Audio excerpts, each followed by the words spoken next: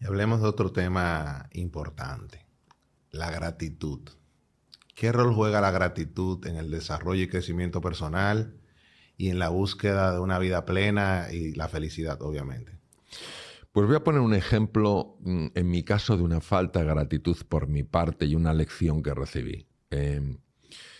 Yo he colaborado en un programa que se llama El Camino Interior, es el Camino Santiago, que es muy conocido a nivel mundial y tiene una serie de capítulos donde una serie de personas hacemos una etapa y vamos hablando con el director del programa, que es Miguel Ángel Tobías, vamos hablando sobre distintas cosas del viaje interior, porque cuando uno ha hecho el Camino Santiago, parte del Camino Santiago, hay un viaje exterior precioso, porque es un paisaje, Galicia es maravillosa y en general España es precioso y puedes salir de distintos sitios, pero no cabe duda que se mueven cosas por dentro. Yo lo he experimentado y es verdaderamente sorprendente, ¿no? Entonces yo pedí hacer el camino desde Ocebreiro a Triacastela, que está en Lugo, los dos. Entonces, al llegar a Triacastela, después de hacer mi etapa, en la que me iban entrevistando sobre los procesos internos, etcétera, que suceden pues, cuando uno está haciendo esta vía del peregrino, cuando llegamos a Triacastela fuimos a cenar y yo pedí un filete, un entrecot, y la verdad es que estaba un poco duro. Y dije, esta carne está dura.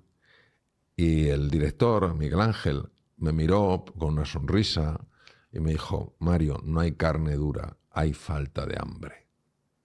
Wow. Y en ese momento yo me quedé pensando y dije, el problema no es que la carne esté dura o no, que para mi paladar tal vez lo esté. El problema es que no estoy sabiendo apreciar que hay mucha gente en el mundo ¿Qué mataría por eso? que nunca podrá comer este entrecot. Entonces, la gratitud es, yo creo que, un ejercicio necesario para saber valorar lo que se tiene.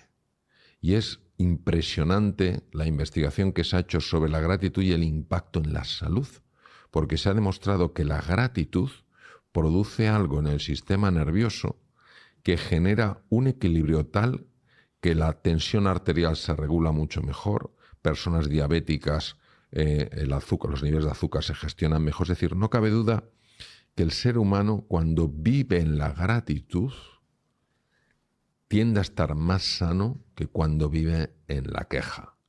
Y es una estrategia muy sencilla, muy útil, muy estudiada en hospitales de la talla, la Clínica Mayo en Rochester, Minnesota, donde tú antes de acostarte, o sea, antes de dormirte, recuerdas 3 o 4 cosas por las que te sientes agradecido y vas a ver cómo las encuentras. O sea, uno da por hecho que todo el mundo ve. No, hay mucha gente que es invidente, o que todo el mundo oye. No, hay mucha gente que no puede oír la música ni puede oír la voz de sus hijos. Hay mucha gente que da por hecho, pues eso, que lo normal es tener un techo en el que cubrirse. Hay mucha gente que no. Entonces, cuando vamos empujando nuestra atención para darnos cuenta no de lo que nos falta, sino de lo mucho que tenemos, entonces pasan cosas. Entonces, acostarse con este gesto de gratitud, que lo llegas a notar como sensaciones, es decir, no es un ejercicio intelectual, es una experiencia sensorial. Y cuando te levantas por la mañana y dices, ¿de qué estoy agradecido? Pues yo voy a decir una cosa que es como muy sencilla. A lo mejor que te has levantado sin ningún dolor. Hay gente que se levanta todos los días con dolores. Tiene lo que se llama dolor crónico. Todos sabemos lo que es levantarte y tener dolor de cabeza, o que te duele un diente, o que te duele una rodilla. Y sabemos cómo te afecta. Hay gente que todos los días se levanta con dolor. Y aún así, muchos de ellos, a pesar de eso, sonríen. Entonces, sencillamente para que nos demos cuenta de que la gratitud es una forma de ser y estar en la vida, que no solamente hace que estemos mucho mejor por dentro, desde el punto de vista afectivo, sino que además tiene un impacto clarísimo en la salud. Yo quiero dar un testimonio a partir de un video que vi donde hablabas del tema de la gratitud. Pues empecé a incorporar la práctica de hacer un ejercicio de gratitud a primera hora de la mañana y al final del día. Interesante como el mismo ejercicio produce resultados diferentes. En la mañana, cuando hago el ejercicio de gratitud, me lleno de energía y me lleno de empuje a afrontar todas las circunstancias del día. Cuando lo hago en la noche, me relaja y me da mucha sensación de paz. Claro. Entonces, el mismo ejercicio en momentos diferentes te genera un beneficio impresionante. La verdad que no quería dejar de mencionarlo porque es algo que ha cambiado mi vida y que te lo agradezco muchísimo. Me parece maravilloso. Hablemos un poquito de la mentalidad de abundancia. Un mundo donde la escasez percibida es prácticamente la norma. ¿Qué tan importante es la mentalidad de abundancia y por qué tenemos que tratar de desarrollarla? La mentalidad de abundancia se desarrolla cuando tú entiendes que el universo es por naturaleza abundante. Yo quiero que nos imaginemos dos personas a las que les gusta el dulce y tienen una pequeña tarta, un pastel, y se están peleando a ver quién se come el pedazo más grande. Esto corresponde a una mentalidad de escasez, es decir, para que yo tenga, tú no tienes que tener. Esta es la base de la avaricia, no de la ambición, sino de la avaricia. Es decir, para que yo tenga más, tú tienes que tener menos. Esto llega a un punto en el que no hay suficiente para calmar la avaricia, ¿no? Entonces, ¿dónde está la mentalidad de abundancia? La mentalidad de abundancia es cuando uno mira alrededor y observa que hay una cocina, que hay todo tipo de ingredientes, que hay todo tipo de aparatos y todo tipo de recetas para hacer los mejores pasteles del mundo. Entonces, en ese momento dejan de rivalizar y empiezan a cooperar. La mentalidad de abundancia no puede estar sobre la mesa si no hay una disposición a cooperar. Toda conducta que rivaliza bloquea por completo la abundancia. Una cosa es competir, para ser mejor. Otra cosa es rivalizar, es decir, te voy a quitar todo lo que tengas para quedármelo yo. Y entonces la mentalidad de abundancia se entiende cómo funciona el universo. ¿Qué pasa? Que el universo no es generoso con una mentalidad mezquina. Y dirás, oye, pero yo conozco gente que hace daño. Hace daño y ha conseguido, imagínate, amasar un enorme capital. ¿Es feliz? Y probablemente, digamos, absolutamente no. Está absolutamente angustiado para que no se le quite algo. Yo recuerdo hace muchos años que leí en un libro de Dale Carnegie que se llamaba Cómo eliminar, algo así como Cómo eliminar las preocupaciones de la vida. Hace muchos años lo leí, que Rockefeller era un hombre tremendamente avaricioso, ponía. Entonces, en una ocasión, o sea, él tenía que acumular más y más dinero. En una ocasión tenía que cruzar un barco suyo con un determinado cargamento el lago Michigan. Entonces, él se encargó de no asegurar el cargamento porque, según los reportes que recibía, el lago Michigan estaba en calma. El lago Michigan es como un mar, es inmenso. Pero en medio de la travesía se enteró de que había cambiado las condiciones del lago y ahora había unas olas tremendas. Y que posiblemente el barco se hundía porque las olas eran brutales. Entonces rápidamente se las arregló para asegurar el barco, aunque de una manera un poquito curiosa, ¿no? Sí. Dando por hecho que el barco se hundía y que perdía el cargamento. Bueno, llegó al otro puerto sin ningún tipo de problemas. Y entonces tuvo una crisis de ansiedad por haber pagado el seguro cuando tenía que haberlo pagado. El resultado es que, según comentaba Carnegie en este libro, Rockefeller empezó a tener ciertos problemas digestivos y llegó a desarrollar úlceras en el estómago. Se llaman úlceras de estrés. Es la úlcera de Cushing, que se llama, descrita por el gran neurocirujano norteamericano Harvey Cushing. Entonces, la úlcera de Cushing produce grandes hemorragias digestivas y en aquella época no había medicación como hay hoy en día, medicaciones súper sofisticadas que te bloquea la producción de ácido clorhídrico por la célula oxíntica, que es la que produce el ácido clorhídrico en el estómago. Es decir, que estaba en una situación muy delicada y estaba en su mansión con una sonda. Habían montado una especie de hospital y le habían puesto una sonda nasogástrica, un tubito hasta el estómago, por el cual le inyectaba una especie de papilla alcalinizante para intentar bloquear el nivel de acidez. Y parece ser que en ese momento Rockefeller tuvo como un breakthrough, un momento de, dijo, el hombre más rico del mundo tomando una comida que despreciaría un mendigo. Que no funciona en mi vida. Yo Yo creo que la mentalidad de abundancia es aquello que uno descubre cuando piensa en el bien de los demás, cuando no solo piensa en el suyo. Y la mentalidad de abundancia no solo tiene que ver con cosas materiales, porque si una persona solo tiene cosas materiales y no tiene personas que la quieran, un motivo real para vivir, una ilusión en su vida, etcétera, etcétera, es muy pobre. Así Es muy pobre. Entonces la mentalidad de abundancia no tenemos que verla solo en las cosas, sino en las experiencias que tienes, en la gente que te quiere. De hecho, el estudio más largo sobre la felicidad que hay en el mundo, que me iba a cabo en la Universidad de Harvard ya varias décadas, el elemento clave de la felicidad no es lo que tienes, sino de quién te rodeas. Exacto. La gente que tienes. No son las cosas que tienes, sino la gente que tienes a tu alrededor. Entonces, en esa mentalidad de abundancia todos lo entendemos. En fin, tú y yo somos muy buenos amigos, Ney. Quiero decir, si tú ves en mí un amigo como lo ves y yo veo en ti un amigo como lo veo, pues es más fácil que cooperemos juntos para el bien de todos. Si yo veo en ti un rival, si al final voy a perder, aunque solo sea en la tensión que me va a generar, ¿no? Entonces, la mentalidad de abundancia es a lo que somos llamados todos, pero para eso tenemos que buscar el encuentro con la otra persona y tener esta disposición a cooperar. Yo tengo una definición personal un poquito breve. Yo creo que una persona con mentalidad de abundancia es una persona que asocia su bienestar con el bienestar de los demás. Ve su bienestar como un resultado de generarle bienestar a los demás. Y puedes reemplazar bienestar por cualquier otro término, pero siempre piensa que lo que tú tienes y lo que tú recibes, dinero, es porque ayudas a otro a producir dinero.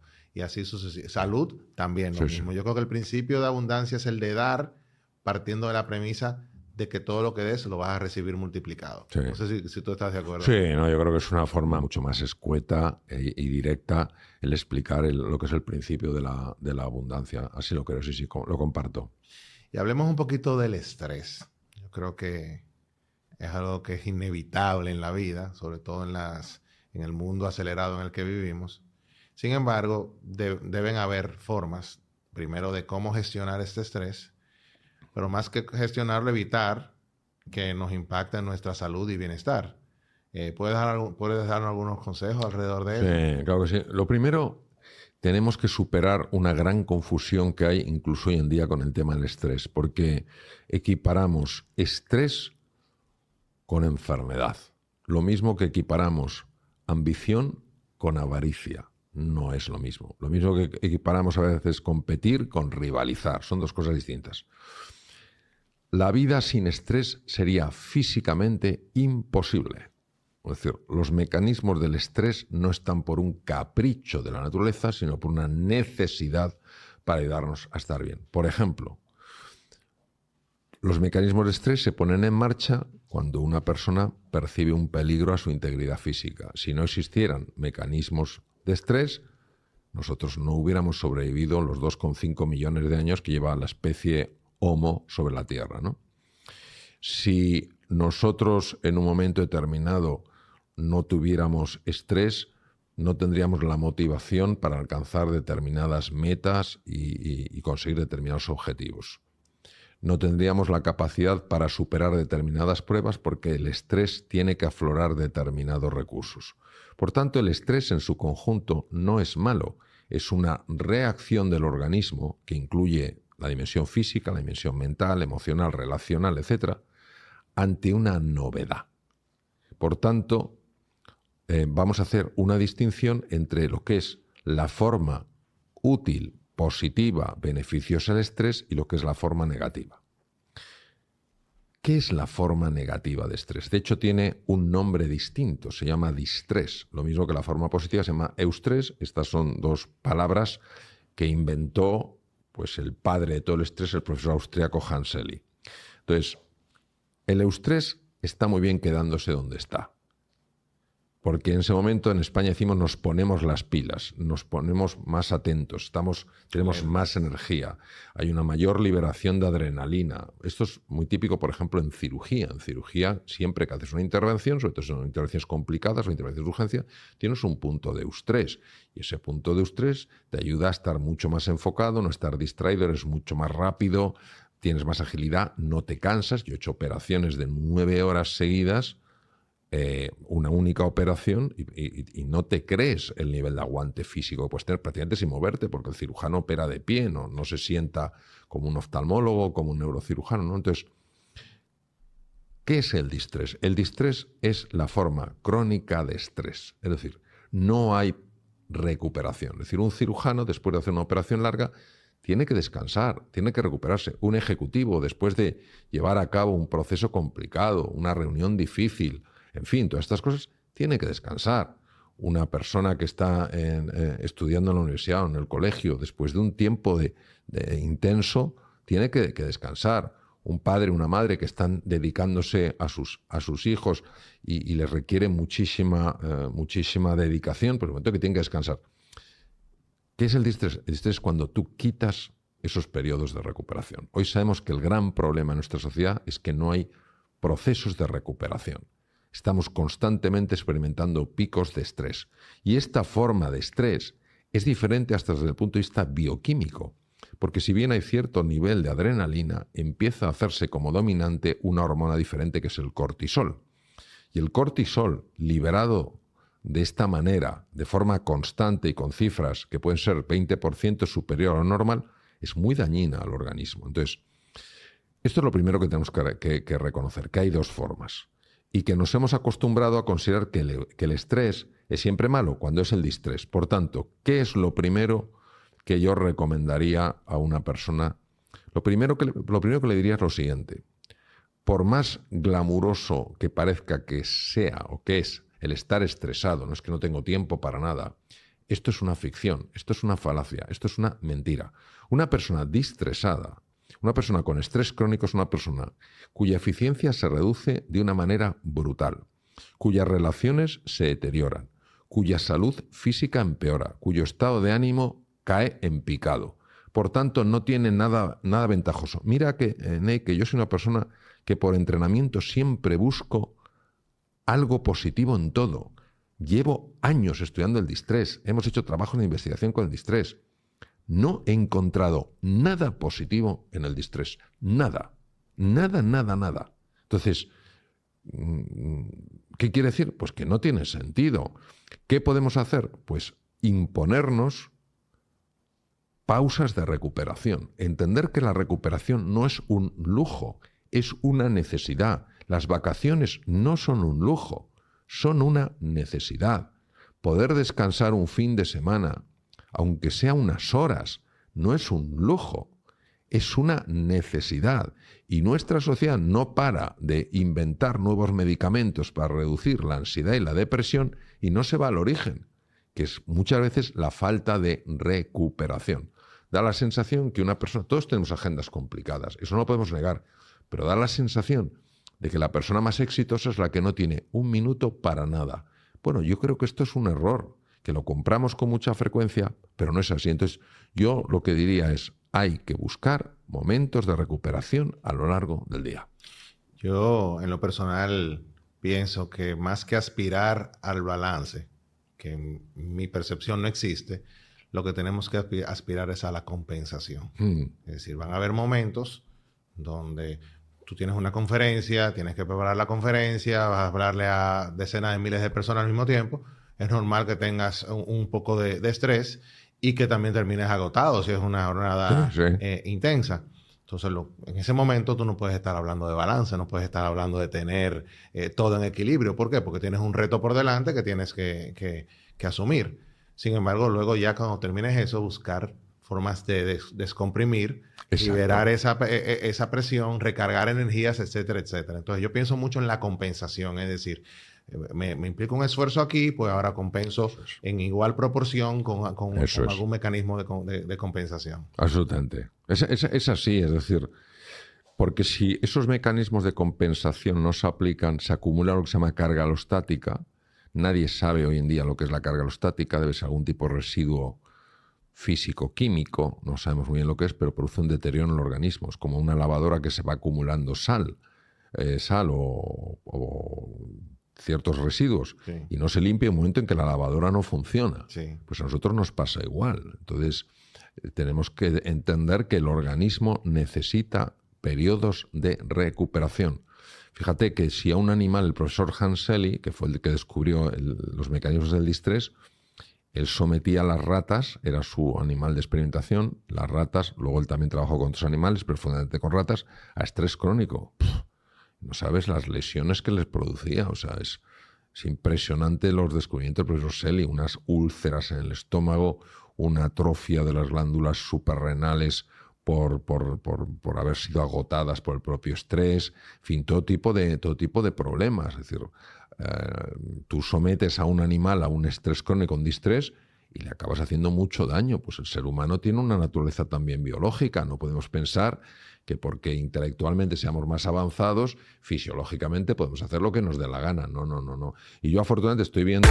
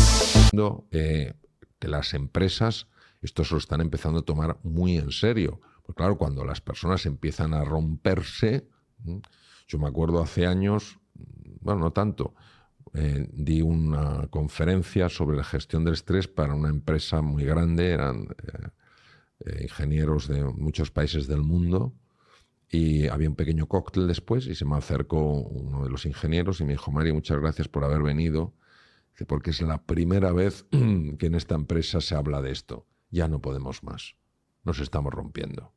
Entonces, wow, yo creo que tenemos que tomarlo en serio. Definitivamente. El propósito. Hablemos del propósito.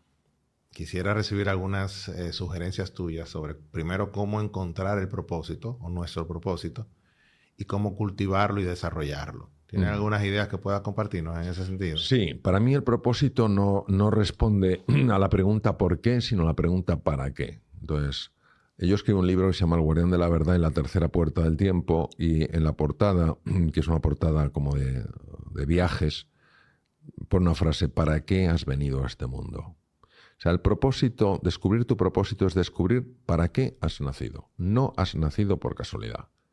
Nadie ha nacido por casualidad. Quien se crea que esto que estamos viviendo es fruto del azar, yo le invitaría a que mirara con mayor profundidad. Ninguno hemos nacido por casualidad. Todos hemos nacido para cumplir un plan que mejora este mundo. Voy a poner un ejemplo. Hace unos días estaba en una isla maravillosa que yo quiero muchísimo, que es en Mallorca. Fui a Palma a dar 2 conferencias.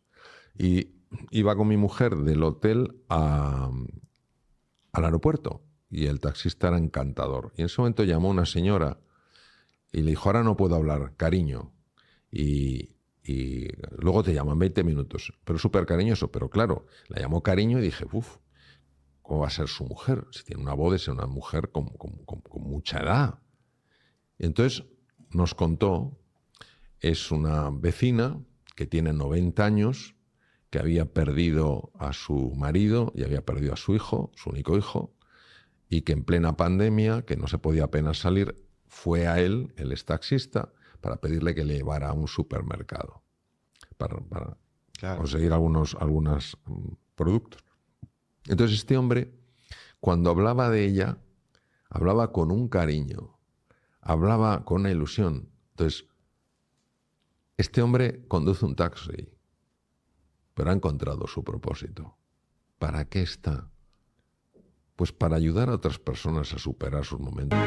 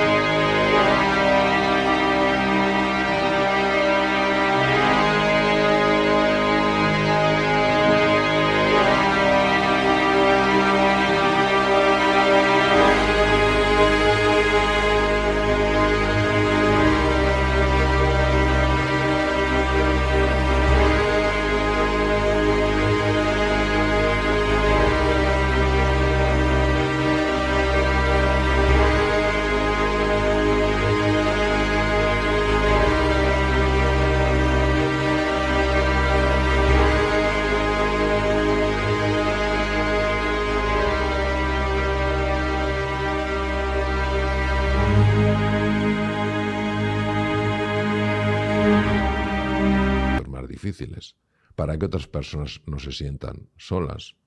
Mira, yo encontré mi propósito siendo joven cuando en un anuncio en un telediario vi un cataclismo y escuché los médicos hacen lo que pueden para salvar la vida de los supervivientes, ¿no? Aunque estaban muy heridos. Encontré mi para qué, para reducir el sufrimiento humano. En esta segunda etapa de mi vida, que dejé ya la cirugía hace 22 o 23 años, ¿para qué? Para ayudar a las personas a descubrir quiénes son en realidad y para vivir de acuerdo a quiénes son y no a quienes creen que son. Entonces, el propósito siempre lo encuentras en relación con los demás. Y es una revelación. O sea, el propósito es algo que te es revelado. No es algo, en mi experiencia, que intelectualmente empieces a decir, Parán, tienes que hacer el trabajo. O sea, tú tienes que preparar el terreno. Pero el descubrimiento de tu propósito, en mi experiencia, es algo que te es dado. De repente lo ves. De repente lo ves. Y es muy difícil que encuentres tu propósito si no está incluido en lo que haces un sentido de contribución. Porque la palabra que más se acerca a propósito para mí es contribución. Siempre que tú estés haciendo una contribución, aunque sea una sonrisa mientras estás atendiendo a una persona en tu comercio, o haciendo un programa que puede ayudar a las personas, o aquí en esta entrevista, pues que algún mensaje pueda serle de ayuda a los que nos escuchen y nos vean. Eso ya estás siguiendo tu propósito. Porque eso es lo que realmente le da incentivo a la vida. O sea, si todo empieza en mí y acaba en mí, pues eso se queda un poquito vacío. Si yo veo que lo que hago está ayudando a otras personas, como la felicidad siempre es algo compartido, el bienestar subjetivo es propio de uno porque es el goce de los sentidos. Pero la felicidad es el gozo del corazón. No puede haber gozo del corazón sin unión, sin encuentro. Entonces, yo creo que no nos tenemos que obsesionar con el propósito, sí enfocarnos en que todo lo que hagamos tenga una orientación a contribuir, aunque sea de una forma muy sencilla, a hacer de este mundo un lugar mejor. Has mencionado en tu explicación dos palabras que me han llamado la atención: encontrar y revelar, lo cual me hace, o de cierta forma corrobora mi teoría de que muchas veces tenemos ese propósito, simplemente no lo hemos definido, articulado y potenciado en su justa dimensión. O a veces subestimamos nuestras labores en nuestras acciones y no nos damos cuenta del gran impacto que tienen y cómo nosotros estamos cumpliendo un propósito que probablemente no hemos tangibilizado ni escrito, pero está ahí. De hecho, me viene a la memoria una situación que me contaron de un niño con un síndrome de Down, cuya habilidad extraordinaria, porque no puedo calificarla más que como extraordinaria, era que si veía dos personas enfrentadas, las que fueran, se acercaba una, le agarraba de una mano, se acercaba a la otra, le agarraba de la otra mano y desaparecía en ese momento el conflicto. O sea, Wow. quien no considere que esto es algo extraordinario, se tendría que preguntar por qué se escriben tantos libros, hay tantos cursos, hay tantas cosas sobre cómo manejar los conflictos. Pues aquí tenemos un joven con un síndrome de Down que no es que lo sepa, es que lo sabe hacer. Entonces, que nadie me diga que este joven no está viviendo su propósito. Así es. Entonces, yo creo que tenemos que ver el propósito como algo profundamente inspirador y profundamente cercano. Porque esto es como cuando a uno le ponen la figura, voy a poner un ejemplo un poco de lo que me viene a la cabeza, la figura de un santo. Si a ti te ponen un santo a 4 metros de altura, dices, la vida podré ser así. Pero si te muestran que un santo era una persona con sus defectos, con sus ilusiones, con sus caídas, y sencillamente que buscó ayudar a los demás a tener un nivel mayor de felicidad y un nivel menor de sufrimiento, y dices, oye, esto lo puedo hacer yo. Entonces, al final, en potencia, somos todos santos. Entonces, lo que te quiero decir es que no tenemos que buscar, desde mi punto de vista, el propósito en algo muy glamuroso, en algo muy, no, yo quiero. Fíjate, yo me acuerdo una vez en una conferencia que di en una ciudad que es preciosa, que es Santiago de Compostela, donde acaba el Camino de Santiago, ¿no? Di una conferencia sobre el mundo de las emociones y había una parte de preguntas y entonces una señora, en este caso una señora arriba, en un palco pidió el micrófono, fue una persona a darle el micrófono, pero de una voz hizo, yo quiero cambiar el mundo, ¿por dónde empiezo? Y le dije, por usted misma. Se quedó callada y se sentó. Impresionante. Claro, entonces, el propósito no hay que vivirlo para salir en los periódicos, en la televisión o para que los demás nos aplaudan. El propósito nunca te lleva a querer brillar, lo que te invita es a querer iluminar para que otros puedan brillar. Y yo creo que ese punto es muy importante porque está muy separado del ego humano. El ego humano no entiende el propósito, porque claro, el ego humano no entiende de la contribución. El ego humano no entiende el encuentro con el otro, ¿no? No entiende principios de la abundancia, solo entiende mí, mío, para mí y siempre yo, ¿no?